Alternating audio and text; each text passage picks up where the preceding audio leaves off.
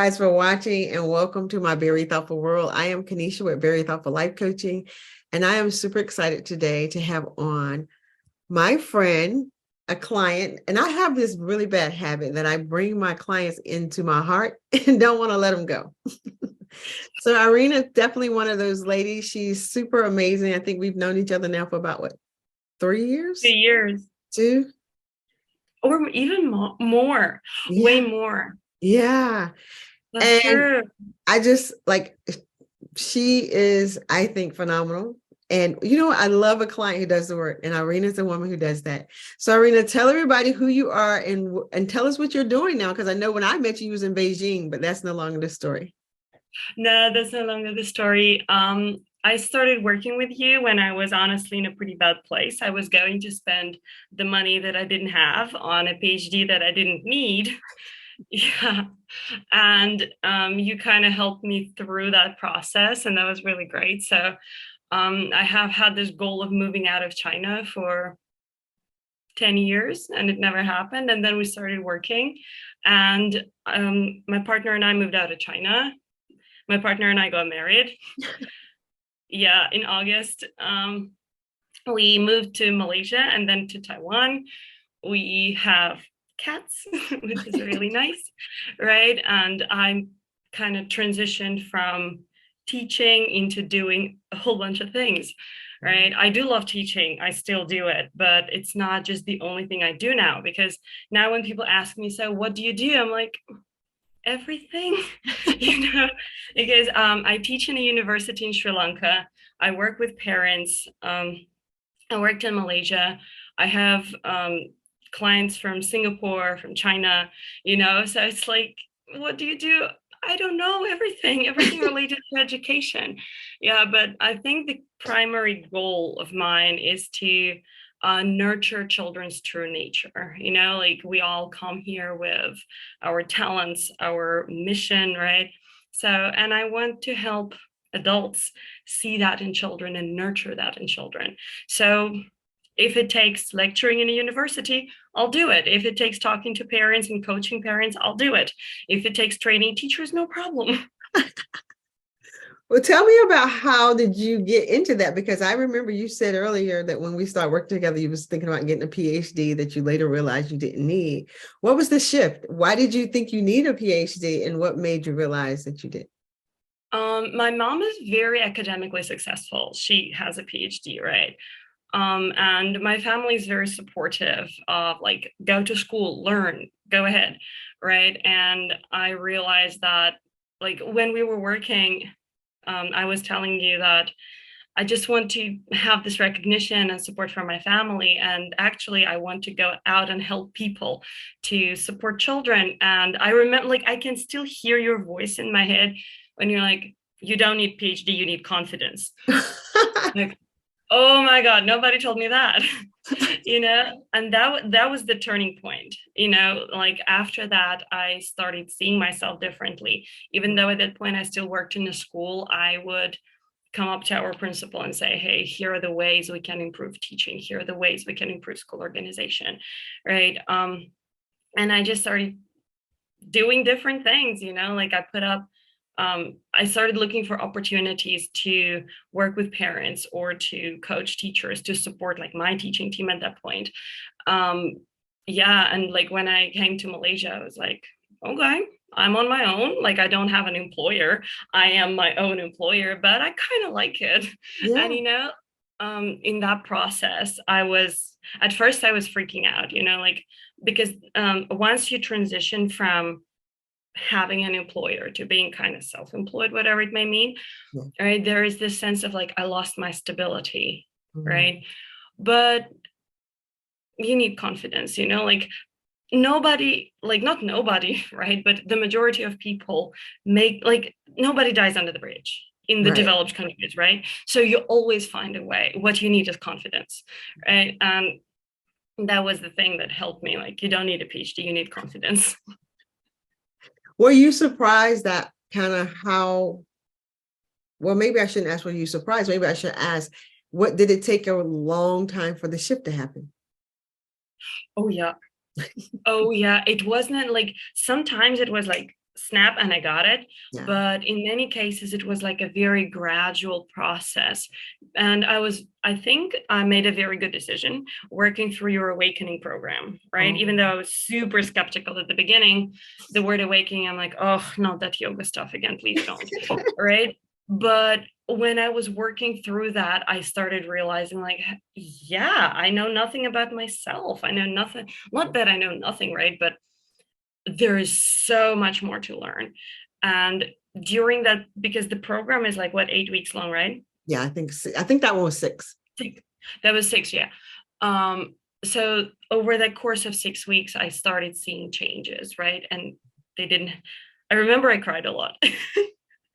What made you That's the cry? Oh, because the program was like very emotionally intense for me, right? Because it brought up all those unprocessed experiences, the things that used to like, and probably still drive me, that I'm more aware of what's happening. But that was so necessary. And that shift started. And sometimes the changes are just so gradual that at one point you realize, like, oh my God, where are my negative thoughts? I'm so not used to not having them. Like today, I know like I have a meeting with you, right? And my cat scratched me. And instead of thinking like, oh my God, nothing goes my way, I'm like, it's okay. It's not a beauty pageant. It's fine. Yeah. And I feel like, who gave me this brain? It's like, it feels like a different brain.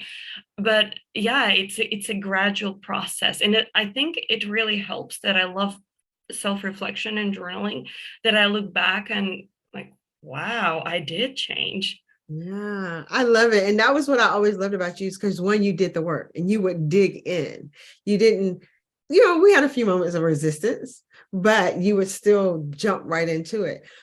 But I remember when you would talk about your dream and you would talk Oh about yeah. how you had this vision of wanting to help kids do what you said earlier. How did that help keep you motivated? I'm one of those crazy people now who wakes up in the morning and wants to go to work. Really? Right. Yeah. Because, you know, if you don't like, before, when I didn't have that kind of vision, or it wasn't clear, I knew, like, I always knew I wanted to do education, right? I wanted to be in education, but it was something like, yeah, I kind of got to do that, right? There was no clarity. It's like searching in the dark. Yeah. But once we verbalized it, we crystallized it together in a dialogue. I wake up every morning and I'm like, I'm not just dragging myself to a conversation. I'm not just dragging myself into the classroom. I know that I'm making a difference. Mm. It like, I look at that and I see, oh yeah, this is my opportunity to nurture a child's true nature. What can be better? Yeah. Like, it's Yeah. awesome. And when I see children like in the classrooms, or I see parents succeed in nurturing children, it feels magical. Yeah. Wow. But it really helps that the dream and the vision are clear, or like, you visualize them, like you always say, get a vision board, get a vision board. I'm not a super visual person, but for me, like, the words have power. Yeah. And when we talk through that, I can hear our conversation in my head. And it gives a totally different meaning to everyday life. You're saying, how does it motivate me?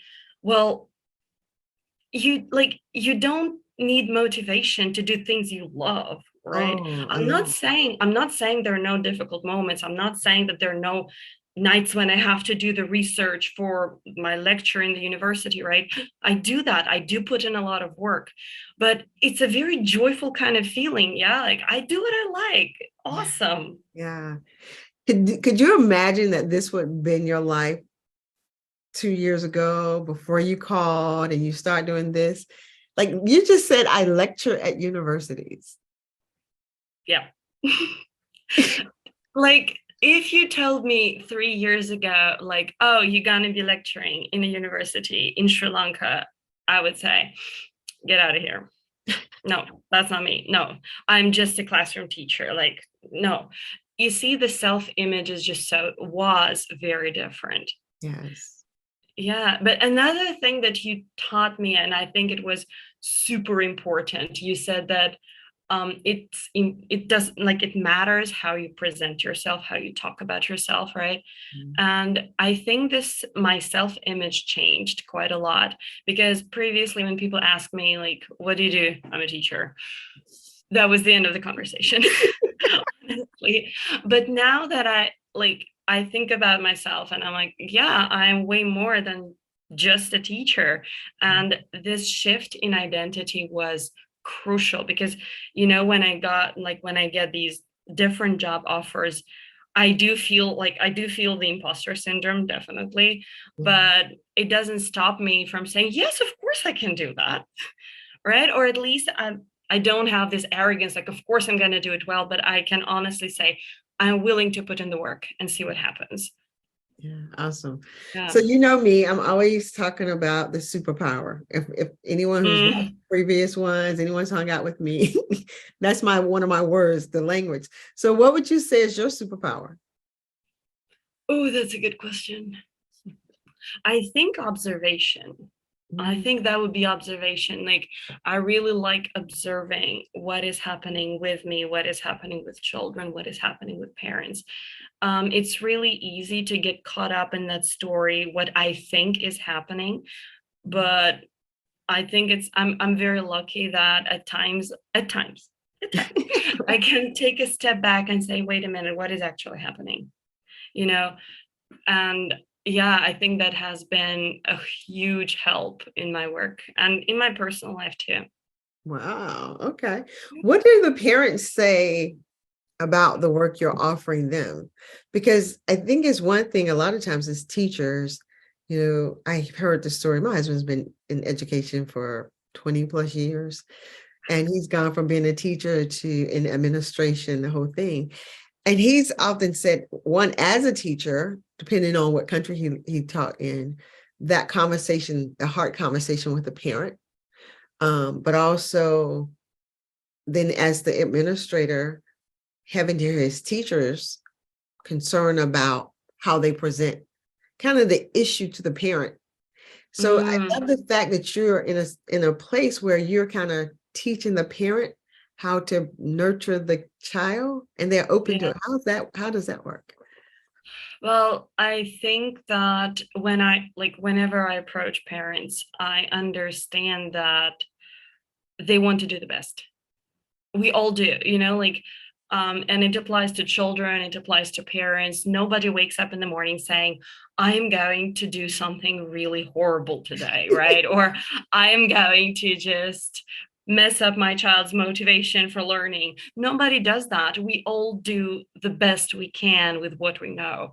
So this kind of approach that, I know you're doing your best. I understand, and I understand it's not easy.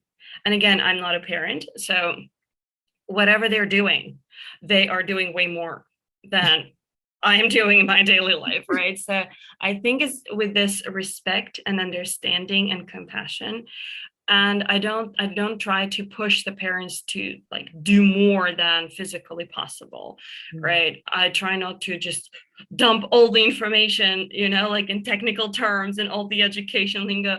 No, it's just sitting down for a conversation, like, what do you want, like, what's your goal, what do you want to get out of this relationship with your child, what, like, you want to see your child grow and thrive. Describe your child to me when they're 20. What do you want to see? What do you want to see happen for them, for you, for your relationship? And that kind of opens up a conversation and it brings perspective, and it turns out that we're not on the opposite sides. We're Mm. actually standing together, helping the child, right? We have way more in common than we usually understand, because it's pretty common, like, even if you look at parent teacher conferences, right, it's usually me on one side, them on the other side of the table. No, we're not. Like, that's why I try not, like, I really like casual conversations with parents too, when we're standing together and we're talking about a little person we genuinely care about. That Wow. shifts the whole dynamic. Yeah, yeah. So it sounds like to me you've written, a, and I'm guessing that you've written your own program, right? Yeah. Yep. It's for parents training. There's 5 chapters in it. There are 5 points. So yeah, and now that I'm in Taiwan, it's my 3rd month here. Wow. Only I'm going to look for opportunities to support parents here locally with the program. I am so excited for you. I really am. Because I can still remember. How can I do that? That's what you said, Kanisha, how can I do that? And you would always Yeah. give me all of these barriers that would stop you, culture, but the Oh people, yeah. you and that's what I often try to let people know. It's not so much what the outside people are doing, it's the way we're perceiving life. So true. Yeah. That is so true. The monster mind. And it's surprisingly powerful. It is surprisingly powerful because, by the end of the day, people don't care what happens to you. They care what happens to them. But we go around like, oh, what will they think?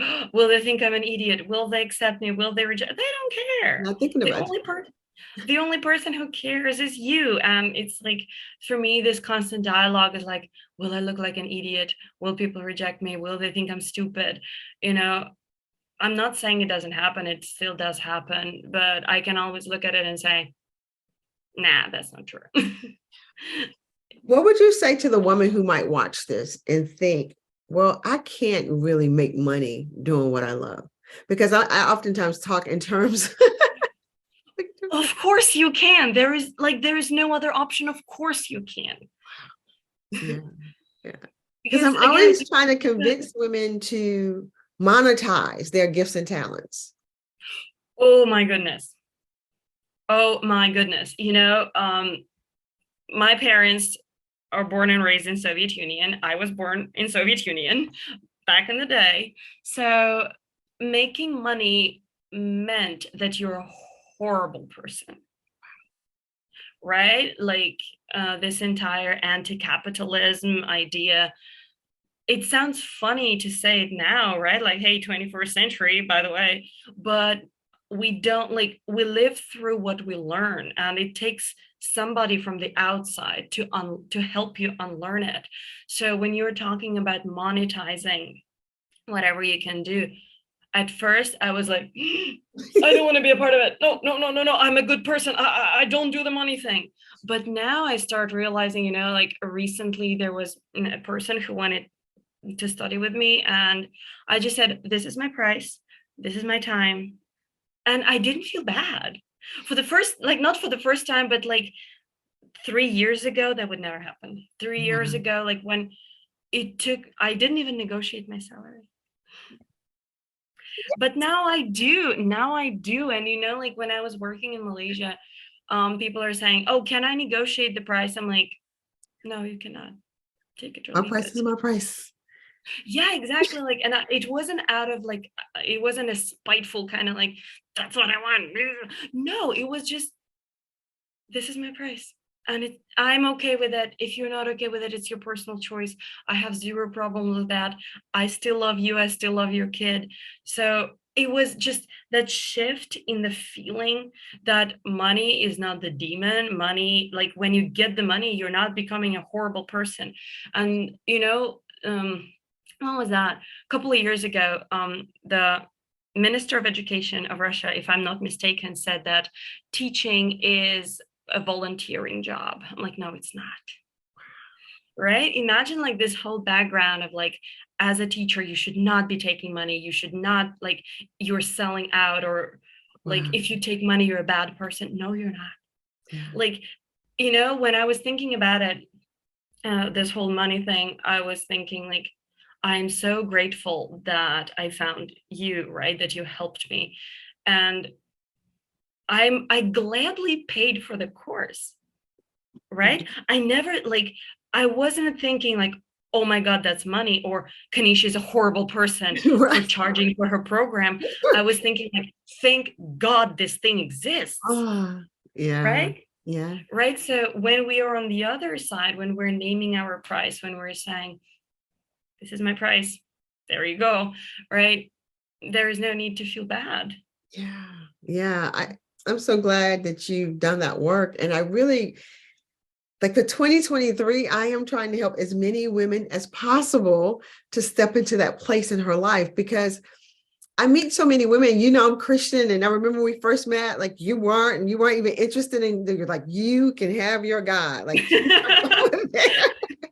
But what I loved about you is that you know who I am and I know who you were, and we still was able to work together, right? I wasn't Oh trying yeah. to throw my thoughts or beliefs down your throat, but as a Christian woman, it does break my heart when I hear Christian women, particularly who supposedly be connected to this amazing God, that we say things like our God has, I forgot the scripture, but it's like he's limitless. He has all these, things that he can give us, and we're blessed people. But the very women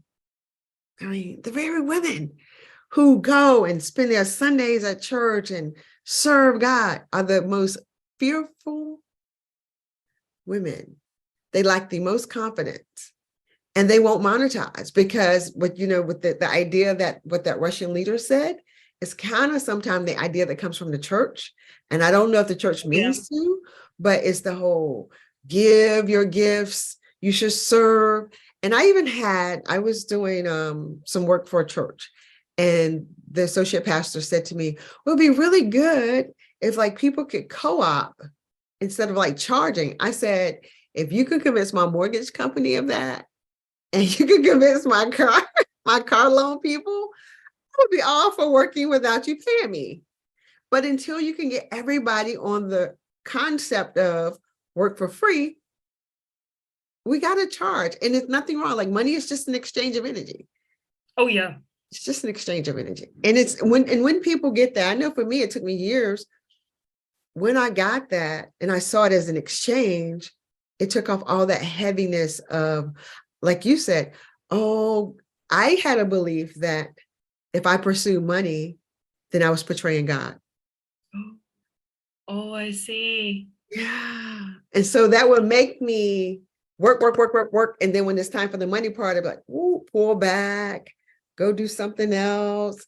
Don't send the invoice. Don't ask for the fee. And like, oh, it's okay if they don't pay me. And my husband is going, I'm gonna need your help. So we all have these blocks and beliefs, but we can get through it. We can learn. And it's like you said, it's just a shift. Yep. It's just a mind shift. All right. And the thing is, like, I don't know, like, for whatever reasons, a lot of cultures, for different reasons, like, turn money into a villain. Mm-hmm. Right? Or like, if you have anything to do with money, you are a horrible person. You have, like, even if you don't have a family, you have a cat. Right. Right? Like, and the cats to eat. They need to eat, right? And yeah. So let me ask you this. This is a question I always like to ask the ladies that come on. What books are you reading or podcast are you listening to? What keeps you in the right mindset to keep going and getting done what you want to get done? I think a book that was very like interesting to me was Diana Herself by Martha Beck. I think it's one of her earlier books. Yeah, Diana Herself. I'm not going to spoil the whole book, but the two ideas that I absolutely loved was that you can learn what's food, what's poison. You can learn to feel what's good for you, what's not good for you, right? And I think that kind of taps back into the idea of like your true nature, because deep down, you know what's good for you. Yeah. Right? You know what feels right. Yeah, like I don't know, like I used to take Muay Thai classes in Beijing, right? So it feels good. It may not look good, right? Yeah. Like when people say, "Oh my God, girl, you're getting punched in the face every single day," I'm like, but it feels good. It feels right. Like this intense training, it feels good. Your body knows what's good. The same, like when you said, "Oh, let's do like come to my podcast," my like negative mind was like, you have nothing to say and you're ugly and but I was screaming, yes, I'll do it. because it feels right. Yeah. That's the idea. Like you can learn to feel what's good, what's poison. That was the first idea that is incredibly important, especially for women. We have been conditioned, in different cultures, for what I see, right, Yeah. to say yes, to accommodate, to stretch ourselves thin, to take on more projects, to put our needs somewhere in the back. Feel what's good, what's poison. Just feel it. If it doesn't feel okay, just say no. Just the simple word no. And I remember we had this conversation, and you said that when you say no, you give permission to the other person to say that. Yeah. Oh my God, my husband is Malaysian. No seldom appears in Malaysian vocabulary. Turns out Wow. they're super nice people. It's like the time when I was in Malaysia, I was like, oh my God, they are such amazing people. But at the same time, they culturally, they're many people are pushed to agree to the things they don't want to do. Oh, And when I told my husband, like, if I say no to you, you can say no to me. And that changed the entire dynamic of the relationship. When I get a yes, I know it's a genuine yes, yeah. because I know he and I have the power to say no to each other without any hard feelings, without anything. It's just a genuine no. Nothing Yeah. wrong with that. That was one, to see what's food was poison, right? What's good was poison. I love And it. another thing that I really like in that book, and Diana herself, is if you want something, you need to ask for it. Yes. You need to ask for it, you Yes. know. And as women, again, I think it's mainly more common for women. We're taught to be polite, we're taught to be nice, we're taught to be like, oh, it's okay, oh, it doesn't matter, oh, it does, like, it's fine. No, it's not fine. This is what I want. And even if you get a no, right, even if your request is rejected, at least you feel good. I tried. I Yes. stood up for myself. I voiced my needs. And those two, I think for women, those two ideas are like super important. I love that. I love that. And for me, the way I've learned that was when I start doing the work and understanding the love and fear concept. If Mm, it feels, if I'm choosing from fear, that is not the place to choose, right? That, oh my God, I got to do this because if I don't, then everything is going to fail. Horrible place to make a decision from. But when the choice is from peace, love, joy, I sit, there's no struggle, there's no place in my heart or my chest is saying, this doesn't feel right. If I make a decision from that place, I've never regretted a decision I made from peace. I regret mm. decisions I make from fear. And so it sounds like the same thing. It's that whole learning to trust yourself and knowing that your inner being, my son called me recently and was telling me something about he felt a certain way, but he didn't know why. I don't know if I should feel this way. I said, your emotions don't lie, sweetie. Your mind will talk you Mhm. out of your emotions, but your emotions don't lie. And I think sometimes we may not have the language for what we're feeling, but I still don't believe our feelings lie, our emotions lie to us. There'll be some people who say, oh, absolutely not, your feelings do. Not the truth of the emotion, right? I'm not saying, oh, I feel angry, so I'm gonna go and lash out. And so you shouldn't have listened to the feeling. But you can acknowledge that I feel angry, but in my anger, I'm gonna sit still instead of lashing. Mm. And that's what I'm trying Nice. to get people to understand. Allow the emotion to be your indicators. You Oh know, yeah. yeah. And particularly in life choices, life decisions, and in those places of like, even with him, this is the end of his junior year at college. And he was just like, I could pick this, but it'll be for the money. Or I can pick this. And he goes, and I will be healing the little boy inside of me while helping other people. Wow. I said, which one feels good to when you say those two things, which one fills your heart with peace, joy, and love? He was like, healing the little boy and helping other people. Pick it. He goes, but mom, the money. I said, the money will come. The money will come. But if you go in here and you get this money, it's going to come with misery, and betrayal and hurt. And then you can be mad with everybody but yourself because you chose from a fear place, because you're only choosing it because you're worried about a future you can't perceive. Oh yeah. Yeah. And so the money comes, right? Money. Oh my goodness, it's such a good point. I have this firm belief, I don't know where it came from, but I like it, that money will come because my husband decided to go from IT engineering to traditional Chinese medicine. Yeah, he's a martial artist, a meditator, and on top of that, he's like, I want to study traditional Chinese medicine, but I'm worried about money. Should I stay in the job where I work 15 hours a day, but it brings me good money? I'm like, it's okay. Do what feels right for you. Money will come. So when he made a decision to go study Chinese medicine, his company somehow gave him shares. Isn't that amazing? Explain that to me. It's like what, like that's why I'm telling all the parents, like, when your child or whatever, we're all children when we grow Yeah. up still, right? When you are doing what you're meant to do, things Mhm. will fall into place. Don't go with your analytical mind and say, like, give me 15-step plan how exactly things will fall into place. You will never know, but things will fall into place. And this kind of feeling like money will come. People can say, well, easy for you to say, you have 1,500 jobs. Well, I came to Taiwan, I didn't have any jobs like lined up for me, but money will come. Yeah. It is coming. And it, because you're doing what you're supposed to do. That right there. And I love that you said that. And I wish we could talk forever because I know that to be true. I remember saying to people, like, my life doesn't make any earthly sense. It's been so different from the traditional go to job, go to school, get a job, work that job for 20, 30 years. It doesn't matter that you're miserable. You got to make sure you have a pension. You got to make sure. And I look up, and I didn't tell you my latest success is I sold 600 books. Your ABC books Yeah. or all in total? Yep. No, Your in ABC books. total, I had one order of 600 books. Wow.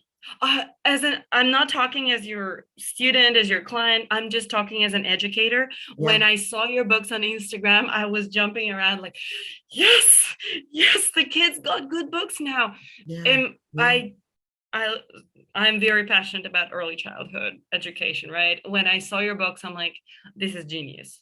This is totally amazing. Uh, well, I'm excited because I just released the boys book, and Mm. we are working on starting this week. I think my husband gave me 2 weeks off. He was like, next week, I need you to start on the multicultural book. So over the next, hopefully, month or so, I'm giving myself maybe 6 to 8 weeks to complete the multicultural book so that every kid can have this book, where a parent doesn't feel like, well, the kids don't look like my kids. It'll be represented on some level, but I just want every child to hear good, positive, encouraging, beautiful words about themselves. And it has morphed because, like what you said, is when you begin to move in your purpose. For Mm. me, it's God. Some people can call it universe. Some people can call it love. I remember in The Alchemist, he says that the universe will conspire, right? And I love that concept because this book is now becoming a curriculum. We are now teaching, like Andre has left his job to contract. We have contracts where I am going to teach social emotional learning stuff based on this book. Because it's a really awesome book. But it was just a dream. It was just the idea that I took my gifts and talents and poured into them. And There you go. And again, it's like probably 10 years ago, you wouldn't think like, oh, you're going to be a book author no. and sell like, it's a lot of books you're selling. Yeah. Yeah. I had one school. She said, I'll take 300. And then I said, well, the boys book is coming. She says, make it 600. I was like, oh my God. She just ordered 600 of my books. But think about it. It's like, again, I'm just speaking as an early childhood educator. It's 600 children whose childhood will be that much better. Oh, I love Think it. about that. Yeah. I'm just so excited because actually it's like our childhood experiences shape our life. And when you have a book that you can come back to that tells you like something positive about you. Like, think about it, when those children grow up feeling that much better about themselves, what they will be better people, the world will be a better place. I genuinely believe in that. People ask me, why did you go into early childhood education? Like, I just want to change the world. And so that's why when I saw your book, I'm like, oh my God, this is amazing. And it's surprising to me because, not surprising in that sense, but it's a perfect childhood book Wow. that doesn't come from an early childhood educator. Right. It came from a mom.